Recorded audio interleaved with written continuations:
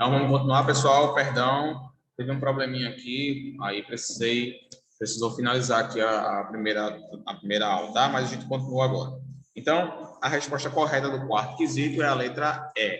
Quarto quesito, a resposta é a letra E. É o único que a gente não poderia afirmar, porque não houve preconceito linguístico ali, tá bom? Continuando ainda na página 41. Vamos lá. Texto. Eu tive de me segurar para não rir quando Eulália disse aquelas coisas na mesa. Comenta Silvia. Que coisas? Quer saber Vera? Ela disse os fósforo, moio inglês, lembrou Emília. E a mais engraçada foi percurar os homens, confirma Silvia rindo. Irene ficou séria por alguns instantes. De repente, vira-se para as moças e diz: No mundo não me sou parelha, mentre me for, como me vai. Caja moiró por vós. E aí, entenderam? Quase dá para entender, afinal é espanhol, diz Silvia. Não, senhora, corrige Irene, é português. Português? Espanta-se Emília. Português, sim, só que do século XVIII, Idade Média. Explica Irene. E que tal algo, perdão, século XIV? 18, não, acho que século XII, século XIV, é. E que tal alguma coisa assim? Estou-me nas tintas se não te apetece uma bola de Berlim. Vai me dizer que isso também é português? Duvida Silvia. Claro que é português falado em Portugal. Significa, estou pouco ligando se você não gosta de comer sonho. Vera impacienta-se e diz, tia, aonde é que você quer chegar? Vocês não entenderam o português do século XIV porque ele é diferente do português de hoje. E não entenderam o português de Portugal porque é diferente do português do Brasil. Bom texto, ótima reflexão e ótima resposta de Irene. Por quê, pessoal? Entendam. Aqui a gente vai começar a trabalhar do preconceito linguístico, como eu já falei para vocês. E esse preconceito linguístico, ele se dá devido a vários motivos. Um deles é o não respeito à diferença cultural da pessoa. Irene, ela citou um exemplo do português do século XIV. É português? Sim, continua sendo português. Mas houve uma mudança. Ninguém mais fala isso que ela fala. Vocês já ouviram alguém falar, no mundo não me sou parelha, mentre me for como me vai, cajá, moiró por vós. Isso é espanhol ou francês? Nenhum. Isso é português. Mas é um português que a gente não fala mais. Já está extinto. A mesma coisa foi o que aconteceu com as amigas dela. Ela falou moio inglês. Dependendo da região, as pessoas podem falar assim. Tá? Não existe um português correto. Onde é que eu quero chegar com isso? Eu quero chegar, pessoal, da mesma forma, a pergunta que a sobrinha de Irene fez foi a seguinte: onde é que a gente quer chegar nisso? A gente quer chegar numa reflexão, entendendo que o português ele muda, que não existe uma forma exata do português. Tá? A questão é você saber adaptar o discurso à situação. Não tem problema se você às vezes fala problema. É normal, acontece. A questão é você saber onde você vai falar isso. Tá? Às vezes, numa entrevista de emprego, por exemplo, isso pode ser prejudicial. Então, você tem que falar da forma correta, da maneira correta, para que você não seja mal interpretado e para que as pessoas não te vejam de forma errada. Beleza? Então, vamos lá agora. Quinto quesito. Vamos lá de acordo agora com esse texto que a gente leu. De acordo com os argumentos apresentados pela personagem Irene, podemos entender que a fala de Eulália, letra A, é errada, porque é inadmissível em qualquer situação. Letra B, não é errada, é apenas diferente da língua padrão. Letra C, é errada, pois é diferente da língua padrão. Letra D, é adequada para estabelecer comunicação em qualquer contexto. Letra E, é perfeitamente aceitável em qualquer situação. Tá? Ou seja, pessoal, a fala de Eulália, aquela que falou de forma errada, entre aspas, tá? De acordo com o que Irene falou, a forma dela de falar é errada, porque é inadmissível em qualquer situação? Não. Dependendo da situação, você pode falar assim, tá? Dependendo da situação, se você tiver com seus amigos, com conhecidos, com família, você pode falar assim, não tem problema. A resposta correta aí é a letra B, que diz que ela não é errada, é apenas diferente da língua padrão. Ela foge apenas um pouco do normal da língua padrão, mas não quer dizer que seja errada, é apenas diferente, tá bom? Letra C é errada, pois é diferente da língua padrão. Não, não é porque é diferente que é errado, até porque se se fosse assim, todos nós estaríamos falando errado. Porque o certo não é vocês, o certo é vós. O certo não é você, o certo é tu, tá? Então, muitas coisas nós erramos e nós erramos inconscientemente. Achamos que estamos falando da forma correta, quando na verdade estamos apenas repetindo o erro de muitas pessoas. Tá? Então, não podemos ser julgados apenas por causa disso. Beleza? Vamos lá. Então, a resposta correta é a letra B. Vamos agora para o sexto. Sexto quesito. Vamos lá. Ainda considerando os argumentos por Irene, podemos concluir que, letra A língua falada por Eulália é um exemplo de variação linguística que ocorre apenas na língua portuguesa. Letra B, não há razão para Emília, Vera e Silvia acharem a fala de Eulália engraçada, pois é um exemplo de um fenômeno comum a todas as línguas, a variação. Letra C, a fala de Eulália deve ser discriminada, pois é errada. Letra D, Eulália fala errado porque não aproveitou o que aprendeu na escola. E letra E, a explicação de Irene não tem sentido, pois devemos nos expressar sempre de acordo com a gramática normativa. E a resposta correta, obviamente, é a letra B. Por que a letra B, professor? Não há razão para Emília, Vera e Silvia acharem a fala de Eulália engraçada, pois é um exemplo de um fenômeno comum a todas as línguas, que é o fenômeno da variação linguística. Como nós já estudamos há muito tempo, dependendo da região onde a pessoa reside, dependendo do local, dependendo da cultura, dependendo do ambiente, ela vai adquirir hábitos linguísticos diferentes, que podem diversificar, que podem diferir do nosso. Tá? Que é o que acontece aqui com a Eulália. Possivelmente ela foi criada em um contexto diferente, o que fez com que ela desenvolvesse essa variação. Tá bom? Então, não é errado, não deve ser discriminado, é apenas diferente. Tá? A letra A aí, ó, ele fala que é uma variação linguística que ocorre apenas na língua portuguesa. Não, isso não ocorre apenas no português. Ocorre no inglês, no alemão, no francês, italiano, espanhol. Em todos os idiomas existem as variações linguísticas, gente. Porque dependendo do local onde a pessoa residir, vai haver algum tipo de variação. Tá? Vai sempre haver algum tipo de variação. Sempre haverá algum tipo de variação. Independente do local, independente do idioma. Tá bom?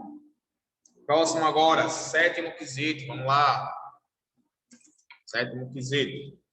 Neste capítulo, conhecemos um pouco da história da escrita, vimos como ela surgiu e acompanhamos a sua evolução ao longo do tempo.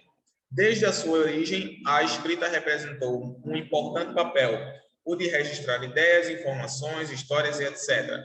Pensando nisso, discuta com seus colegas e seu professor as seguintes questões. Vamos lá. Letra A. Na nossa sociedade, a palavra falada tem o mesmo valor social que a palavra escrita? A fala tem o mesmo valor social que a escrita? Tem, pessoal. Na minha opinião, tem. Onde você se expressar de forma correta, tanto oralmente quanto escritamente, você vai ser compreendido. Mas se você se expressar de maneira inadequada, tanto oralmente como escritamente, você também vai sofrer algum tipo de discriminação, tá bom? Então, mas essa é uma resposta pessoal. Cada um de vocês atribui um valor a isso, tá bom? Mas eu acredito que oralmente e estritamente a gente também tem a gente tem o mesmo valor, a gente atribui o mesmo valor a ambos, não há uma diferença nessa questão. Letra B. Por que as pessoas que não dominam a escrita são vistas frequentemente de forma preconceituosa? Também uma resposta pessoal, mas nós já trabalhamos isso em sala e você já sabe o motivo pelo qual isso acontece. O motivo é devido ao preconceito linguístico, onde as pessoas não entendem, discriminam, não entendem que cada pessoa foi criada em um contexto diferente, o que fez com que ela desenvolvesse hábitos linguísticos diferentes. Como, por exemplo, já expliquei para vocês aqui no Nordeste, nós falamos muito com o nariz devido ao ar. O ar, por ser um pouco mais quente, mais denso, ele faz com que nossos pulmões precisem respirar mais, faz com que eles respirem bem mais, tá? Para que nós possamos falar, porque a fala ela passa por todo aquele processo, né, de afonador, vem por aqui, pelo pulmão, depois garganta e final a boca, né? Na boca é que é produzido o som, mas antes ele vem através do ar, é através do ar que sai a fala, tá bom? Então, uma resposta pessoal. Letra C, essa forma de discriminação faz sentido? Não, gente, não faz sentido, porque como a gente já viu, é uma discriminação besta que não tem base nenhuma, tá? Tem apenas o intuito de julgar a pessoa e fazer com que ela seja diminuída. E não considera o contexto que a pessoa cresceu, nasceu, foi criada, tá? Então, não tem sentido. É uma discriminação completamente sem sentido, tá bom? Tudo bem. Vamos agora para o 8º.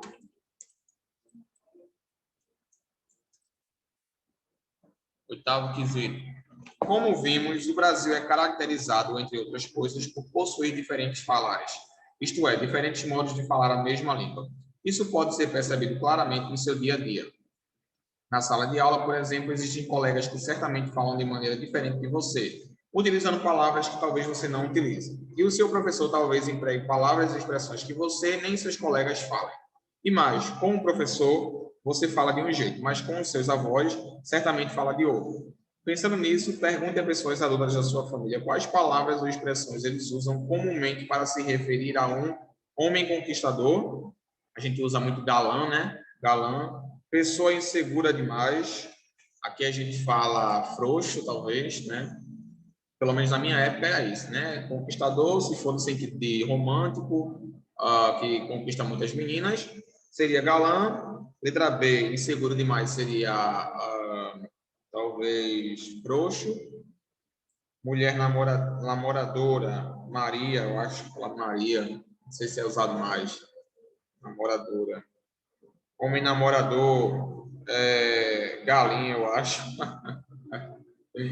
Pessoa estudiosa, nerd. Pessoa avarenta, pirangueiro. Mulher bonita, não sei, linda, princesa. Homem bonito, Brad Pitt, David. Pode ser David também para homem bonito. Situação difícil, tá osso. Roupa esquisita, roupa brega. Trabalho muito cansativo, mola. Então, depende de cada região, né, gente? Cada região ela vai apresentar uma forma diferente de falar, tá bom? Pronto, agora a gente vai para o 9º quesito. Como vimos, a língua acompanha as mudanças pelas quais passa a sociedade. Por exemplo, não faz muitos anos, o nosso país, conhecido historicamente como ditadura, passou por um momento em que foi governado pelos militares. Conhecido historicamente como ditadura militar, aquele período representou inúmeras transformações na sociedade brasileira, desencadeando, inclusive, mudanças socioculturais. Pensando nisso, faça uma pesquisa para identificar as palavras e expressões que eram comuns naquela época, que hoje praticamente não são usadas. Se for necessário, entreviste algum adulto que vivenciou essa época. Aí vocês vão ter uma pescada onde vocês vão realizar essa pesquisa pessoal, tá bom? 10º, uma forma interessante de perceber os preconceitos comuns da sociedade consiste em perguntarmos às pessoas qual é o seu conceito sobre determinados temas. Por exemplo, qual é a sua comida, qual é a sua opinião sobre comida japonesa? Aí ela diz, para mim a comida japonesa é nojenta e ruim. Nunca comi, mas não tenho nem vontade de experimentar peixe cru. Agora, explique com suas palavras por que motivos essa resposta em relação à comida japonesa é preconceituosa. Por qual motivo essa resposta é preconceituosa? Gente, é óbvio. Ela fala que nunca provou comida japonesa. Já está dizendo que é nojenta e ruim. Como é que eu vou dizer que algo é bom ou ruim se eu nunca nem provei? Não tem sentido. Não faz sentido isso, tá? Então, é uma opinião preconceituosa. Você dizer que a comida japonesa é nojenta é até ofensivo, né?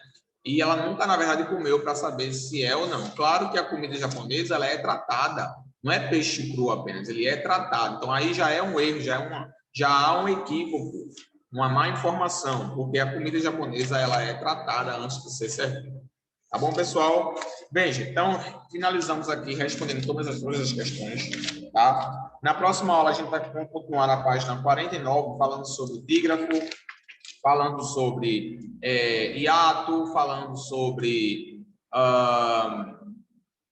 ditongo, tá bom? Encontros consonantais, encontros vocálicos e tudo mais, tá bom? Próxima aula a gente conclui esse assunto para finalizarmos a nossa segunda unidade.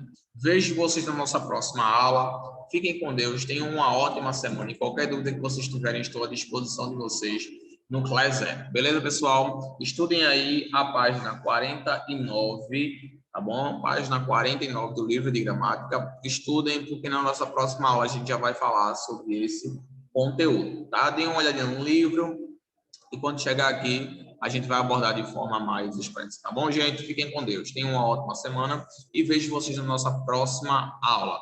Tchau, gente. Até a próxima.